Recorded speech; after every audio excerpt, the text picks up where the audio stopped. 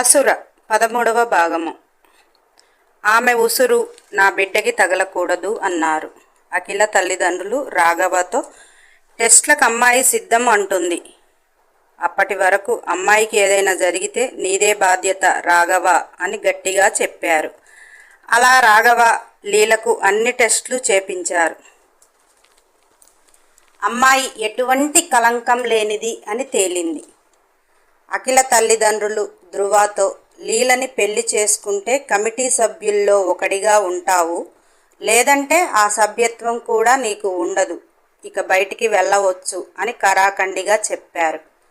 అప్పుడు రాఘవ ధృవతోటి నువ్వు కమిటీ సభ్యుల్లో ఒకడిగా ఉంటేనే ఏదో ఒకరోజు అఖిలను చేరుకునే మార్గం ఉంటుంది అని మెల్లిగా చెప్పాడు. రాఘవ అక్కడ ఆలోచించింది ఏమిటంటే లీల జీవితము చక్కబడాలి, ధృవ బయటికి వెళ్తే కుటుంబానికి ఏదో ఒక కీడు చేస్తాడు, కళ్ళ ముందు ఉండి పసిగట్టాలి అనుకున్నాడు. ధృవ కూడా కమిటీ సభ్యుల్లో ఒకటిగా ఉండకుండా తప్పుకోవటం అంత మంచిగా అనిపించలే. ధృవ లీలను పెళ్లి చేసుకోక తప్పలేదు. అఖిలని అక్కడ ఉంచటం ఇక కరెక్ట్ కాదు అని పై చదువులకు అబ్రాడ్ పంపారు. అదే క్రమంలో అఖిలతో పాటు 20 మంది మగపిల్లలను 4 ఆడపిల్లలను మొత్తంగా అఖిలతో 25 మంది టీమ్గా రాఘవ తయారు చేసి అందరితో పాటు అఖిలను పంపించి అక్కడ వారికి మార్షల్ ఆర్ట్ అకాడమీలో చేర్పించి అఖిలకు తోడుగా ఉంటూ వారి చదువులు కొనసాగిస్తూ రకరకాల విలువిద్యలు యోగా విద్యలు నేర్పిస్తూ అఖిలను ఒక పవర్ఫుల్ లేడీగా తయారు చేసి తన చుట్టూ ఉన్నవారిని కూడా అంత పవర్ఫుల్గా రెడీ చేశాడు. లీలను పెళ్లి చేసుకున్న ధృవ పిల్లలుంటే ముందు భవిష్యత్తులో అఖిలను చేరుకోలేను అన్నట్టు ఆమెకు అబార్షన్ జరిగేలా చేశాడు. లీలని ప్రాణంగా చూసుకున్నట్టు మంచిగానే నటిస్తూ తనకు పిల్లలు కలగకుండా చేస్తున్నాడు. లీల కడుపులో బిడ్డలు కరిగిపోవటం సహించలేకపోతుంది. శోకాలు పెట్టి ఏడుస్తుంది. తన నుంచి బిడ్డలను దేవుడు ఎందుకు దూరం చేస్తున్నాడు అని ఎంతో బాధపడుతుంటే రాఘవ లీలతో అది ధృవ చేశాడు, నువ్వు జాగ్రత్తగా ఉండాలి అని చెప్తే లీల షాక్గా అదేంటి అతనెందుకు చేస్తాడు, కన్నతండ్రి కదా అలా ఎలా చేస్తాడు అంటుంటే రాఘవ పిచ్చి పిల్ల, ధృవ కలలు కన్న జీవితాన్ని కాలరాశావు అని నీతో సఖ్యతగా లేకపోతే ఇక్కడ ఉంచరని నటిస్తున్నాడు. ఇప్పుడే కాదు ఎప్పటికీ నీకు పిల్లలు కలగకుండా కూడా చేస్తాడు అని రాఘవ అంటే లీల అంటే నేనిగ జీవితాంతం పిల్లలు లేకుండా ఉండాలా, అలా నయవంచన చేసే మనిషితో కాపురం అవసరమా, నేను ఇంత చేసింది కూడా ఆ బిడ్డల కోసమే కదా అని లీల అన్నప్పుడు రాఘవ నువ్వు అతనితో ఉండి ఇంకొక ఆడపిల్ల జీవితాన్ని కాపాడుతూ రేపు భవిష్యత్తులో నీకు పిల్లలు పుట్టే అవకాశాన్ని నీ చేతులతో పోగొట్టుకుంటావా, అఖిల జీవితం సెట్ అయిపోయిద్ది, అఖిలను చేరుకోలేడు అన్న నాడు ధృవలో మార్పు మొదలవుతుంది. అప్పుడు పిల్లలు కావాలంటే నీకు వస్తారు. అప్పటి వరకు అతనిని భరిస్తూ అతని మార్పుకు ఎదురు చూడాలి, అంతేకాని వదిలి వెళ్ళిపోతే ఇంకా మృగంలా తయారవుతాడు. అతను నటిస్తూ ప్రేమని చూపిస్తే నువ్వంతకంటే నటిస్తూ తనే ప్రాణం అనేలా ఉండు, తప్పేంటి, నీ భర్తే కదా, భవిష్యత్తులో అది నీకు చాలా పనికొస్తుంది అన్నాడు. లీల కూడా నిజమే అనిపించింది. ఇంకొక ఆడపిల్ల జీవితంలోకి ధృవ వెళ్లకుండా ఉండాలి అంటే లీల ధృవతో ఉండక తప్పదు అని ఆలోచించి అలా కాలము సాగిస్తుంది. అఖిలకు 22 సంవత్సరాలు వచ్చాయి. అన్ని రకాలుగా అఖిల తనను తాను తీర్చిదిద్దుకుంది. తన టీం కూడా ఒక పవర్ఫుల్గా తయారైంది. ఇండియా తిరిగి రావాలి అన్న టైంలో అఖిల ఇండియా చేరకుండానే అఖిల తల్లిదండ్రులు కార్ యాక్సిడెంట్లో చనిపోయారు. అఖిలకు రాఘవకు తీరని లోటు అయినది అది. అసలు యాక్సిడెంట్ ఎవరైనా చేపించారా అనే క్రమంలో రాఘవ ఆలోచనలు సాగుతున్నాయి. అఖిల తల్లిదండ్రులు చనిపోకముందే రాఘవ చేతిలో అఖిల భవిష్యత్తు నమ్మకమైన వారి చేతిలో ఉంచాలి అనేలా ప్లెయిన్ పేపర్స్పై సంతకాలు పెట్టి రాఘవను జాగ్రత్త చేయమన్నారు. అప్పుడు రాఘవకు అర్థం కాలేదు, కానీ వారు చనిపోయాక అలా ఎందుకు రాశారో అర్థమైంది. దీని వెనక ధృవ ఏమైనా ఉన్నాడేమో. అంటే ధృవ రాఘవ దగ్గర ఎంతో నమ్మకంగా ఉంటున్నాడు. ఎందుకంటే ధృవకి అన్ని విషయాలలో రాఘవ సహాయం చేస్తున్నట్టు నటిస్తున్నాడు కనుక. కానీ ధృవ కూడా నటిస్తున్నాడు అనేది రాఘవ కనిపెట్టలేకపోయాడు. ధృవ ఇన్వాల్వ్ కాకుండా ఎవరితోనో ఏదో చేపించాడు అనేది రాఘవకు అర్థమైంది. అందుకే అఖిల తల్లిదండ్రులు సంతకం చేసిన పేపర్స్పై అఖిలకు పెళ్ళయి ఒక బిడ్డ జన్మించేదాకా ఆ ఆస్తిపాస్తులు ఎవరికి ఉండవని, కేవలం అనుభవించటానికి మాత్రమే అని, అమ్మకాలు అసలే ఉండవని వీళ్ళు రాపించాడు. ఆ పేపర్స్ కమిటీలో పెడితే ఆస్తి అనుభవించాలంటే అఖిలను పెళ్లి చేసుకోవాలి, అఖిల ద్వారా ఒక బిడ్డ కావాలి, అఖిలను చంపేసినా కానీ ఆస్తి ఎవరికి దక్కదు, మొత్తం అనాథలకు, అభాగ్యులకు, ట్రస్ట్ సభ్యుల ద్వారా వెళ్ళిపోతుంది. కానీ ఇక్కడ ట్రస్ట్ సభ్యులు కొందరు అఖిలను చంపాలని, కొందరు అఖిలను పెళ్లి చేసుకోవాలని, ట్రస్ట్ మొత్తం చిన్న భిన్నమైంది. రాఘవ అఖిల పెళ్లి తర్వాత అంటే కొన్ని రోజులు ఈ తగాదాలు ఆపొచ్చు అనుకున్నాడు. కానీ అఖిలను లేకుండా చేసి మొత్తం ట్రస్ట్ చేతిలో తెచ్చుకోవాలని ఉద్దేశంలో సభ్యులున్నారని ఊహించలేకపోయాడు. మొదటిసారి ఒక తప్పటడుగు వేశాడు.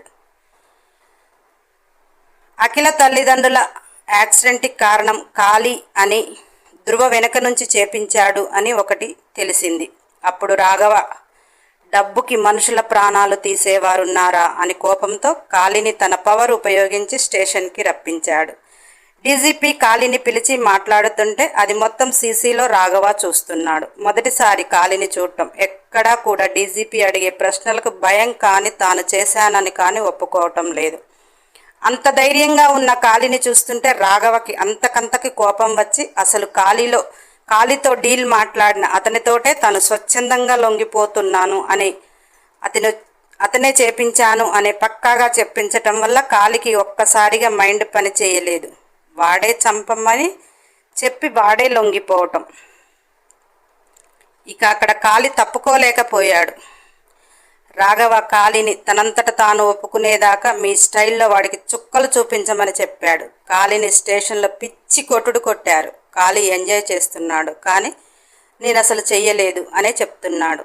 ఎవరో కావాలని నన్ను టార్గెట్ చేస్తున్నారు అని నిర్మోహమాటంగా చెప్పి ధైర్యంగా ఉన్నాడు. ఆ క్రమంలో డీజీపీ రాఘవతో, ఇంతకంటే మేము ఎక్కువ కొట్టకూడదు, కేసుకి ఆధారాలంటూ లేవు అని చెప్పాడు.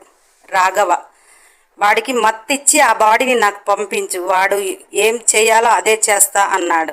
అలా మేము పంపించటం వల్ల రేపు ఏదైనా జరిగితే మా మీదికి వస్తుంది, అలా కుదరదు సార్ అన్నాడు డీజీపీ.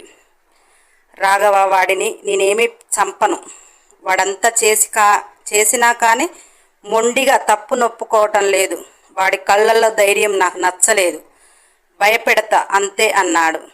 అలా ప్రాణం విలువ తెలియకుండా ప్రాణాలు తీస్తుంటే సహిస్తూ కూర్చోవాలా? వాడు చేసే పనైనా కానీ మంచి చెడు చూసుకోవాలి. నా వల్ల వీలైతే మారుస్తా, ముందు వాడికి ప్రాణం విలువ తెలియాలి, అంతేకాని వాడి ప్రాణాలు తీయను అని చెప్పాడు. డీజీపీ తోకాతో మాట్లాడి, తనకు ఎటువంటి ప్రాణహాని ఉండదు, కానీ చనిపోయిన వారు ప్రముఖులు కనుక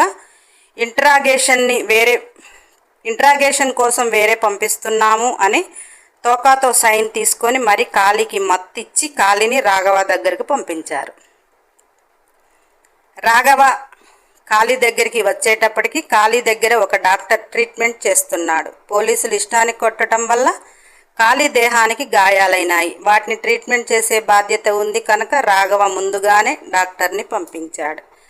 డాక్టర్ ఆ క్రమంలో కాళీ షర్టు విప్పి గాయాలు క్లీన్ చేస్తున్నాడు. కాళీ బోర్లాగా పడుకొని ఉన్నాడు. ఆ మచ్చ అటువైపుగా ఉన్నది. రాఘవ చూస్తున్న వైపు బాడీ మాత్రమే కనపడుతుంటే రాఘవ డాక్టర్తో, దున్నపోతులా ఉన్నాడు, ఏ పని చేసుకోనైనా నలుగురికి ఉపయోగపడేలా బ్రతికితే ఎంత బాగుంటుంది, డబ్బిస్తే ఎవరి ప్రాణాలైనా మంచి చెడు లేకుండా తీసేయాలంటే నాకు అసలే నచ్చదులే అంటూ డాక్టర్తో మాట్లాడుతున్నాడు.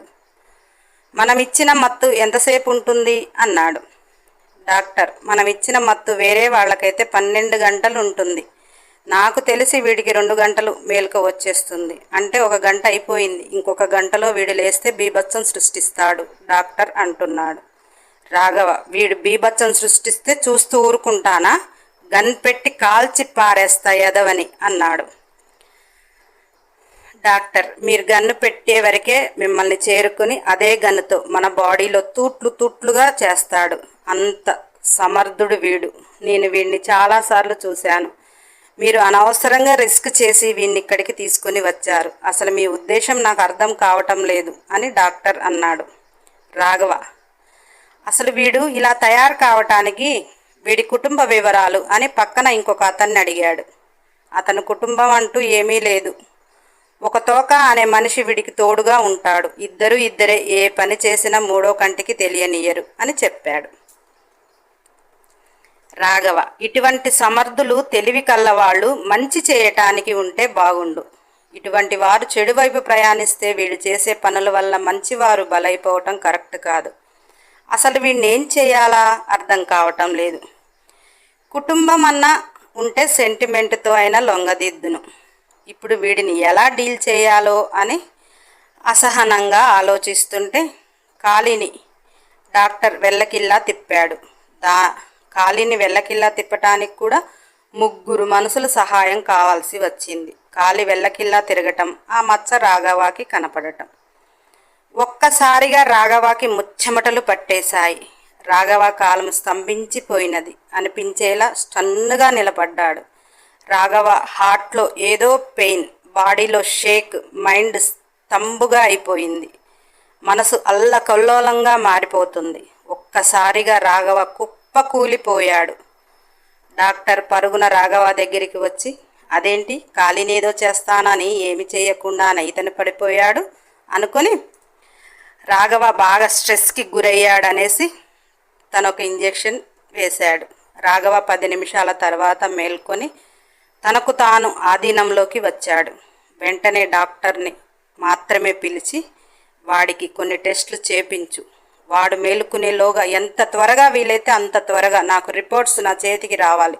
ఏం చేస్తావు ఎలా చేస్తావు తెలియదు అంటుంటే డాక్టర్, అంత త్వరగా వీలవ్వదు. ఎందుకు మీరు DNA టెస్ట్ చేయమంటున్నారు అని అన్నాడు. అదంతా తరువాత చెప్తా, సీక్రెట్గా జరిగిపోవాలి. టీంలో ఎవ్వరికీ తెలియకూడదు. అర్జెంటు పని కావాలి అంటే గట్టిగా అన్నాడు. డాక్టర్, మీరంత త్వరగా అంటే కాదు. DNA అయితే పరీక్షలకు పంపిస్తా.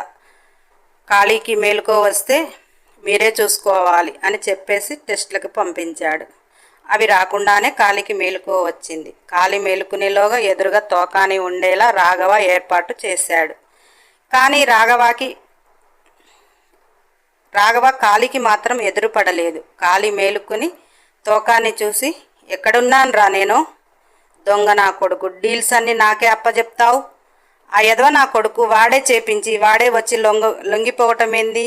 ఆ నాయాల ఎక్కడున్నాడో చెప్పు, ఏస్ పారదొబ్బుతా అన్నాడు. తోక, అతను లేడన్నా, కస్టడీలో ఉన్నాడు. మనకు ఆ కేసుకి ఏ సంబంధం లేదు, వెళదామురా అన్నాడు. మరి నన్ను ఎవడరా ఇక్కడికి తీసుకొని వచ్చింది అని గట్టిగా అంటే, తోక, నిన్నెవరు తీసుకొని రాలేదన్నా, బాడీకి దెబ్బలు ఎక్కువగా తగిలాయి అనేసి హాస్పిటల్లో ఉన్నాము అంతే అన్నాడు. కాళీ తన ఒంటి మీద దెబ్బలు చూసుకొని, ఈ దెబ్బలు నన్నేం చేస్తాయిరా పదా అంటూ షర్టు వేసుకుంటూ వెళ్ళిపోయాడు. సీసీలో కాళీ మాటలు వింటున్న రాఘవాకి మతిపోతుంది.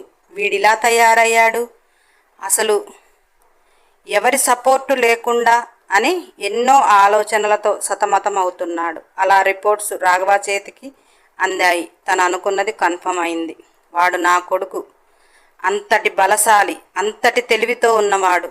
మంచి మార్గంలో ఉంటే ఎంతమందికి ఉపయోగపడతాడు. ఇలా నాశనమైపోతుంటే తండ్రి మనసు ఆగలేదు. కానీ కాళీకి ఎదురుపడి నేను నీ తండ్రిని అని చెప్తే ఆన్ ది స్పాట్ చంపేస్తాడు. ఆ విషయం రాఘవాకు కూడా అర్థమైంది. ఈ నా కొడుకుని ఎలా మార్చాలి అని అతని లాయర్ బుర్రకి బాగా పదును పెడుతున్నాడు. వీడిని సన్మార్గంలో నడిపించాలి అంటే వీడి మనసులో ముందు ప్రేమ అనే బీజాన్ని నాటాలి. అది నాటాలి అంటే కూడా సాధ్యమయ్యే పని కాదు. ఎందుకంటే ఆడపిల్లలు కాళీ దృష్టిలో ఆట వస్తువులు మాత్రమే. ఇక వాడికి ప్రేమ పుట్టేది ఎలా అని ఎన్నో రకాలుగా ఆలోచించాడు. రాఘవ అఖిల దగ్గరకు వచ్చాడు. కాళీ గురించి ఏమీ చెప్పకుండా అఖిలతో, నీ టీం ఎలా ఉందమ్మా అని అన్నాడు. నా టీంని దాటి నన్ను చేరి నా ప్రాణాలు తీసే అంత మొనగాడు లేడు అనుకుంటా అంకుల్ అని అన్నది. రాఘవ, అలా మనం కాన్ఫిడెంట్గా ఉండటం మంచిదే, కానీ మంచి ఒకటి ఆలోచిస్తే చెడు 10 ఆలోచించాలి తల్లి అన్నాడు. మన జాగ్రత్తలో మనం ఉండాలి, మన టీంకి మించిన వాడు ఎవడో ఒకడు ఉంటే అన్నాడు. అఖిల నవ్వుతూ, నా టీం 25 మంది సభ్యులు అంకుల్, ఒక్కడు జోక్ చేస్తున్నారా అన్నది. రాఘవ, ఒకవేళ నీ టీంని పడగొట్టేసి పడుకోబెట్టేసి నిన్ను చేరితే అన్నాడు. అఖిల, మీరన్నది కూడా నిజమే అంకుల్, మీరు పెద్దవారు, తెలివిగా ఆలోచించేవారు. ఒక్క కండబలమే కాదు, బుద్ధి బలం కూడా కావాలి. మమ్మల్ని ఓడించే ఒక మగాడు ఉన్నాడంటే మీరు ఎలా చెప్తే అలా చేయటానికి సిద్ధం అన్నది. నెక్స్ట్ ఎపిసోడ్ కోసం సబ్స్క్రైబ్ చేయండి, లైక్ చేయండి, షేర్ చేయండి, కామెంట్ చేయండి. అన్ని ఎపిసోడ్ల కోసం బెల్ ఐకాన్ టచ్ చేయండి. మీకు రోజు అసుర ఎపిసోడ్ కావాలంటే కంపల్సరీ ప్రతి ఒక్కరూ లైక్ చేయాల్సిందే.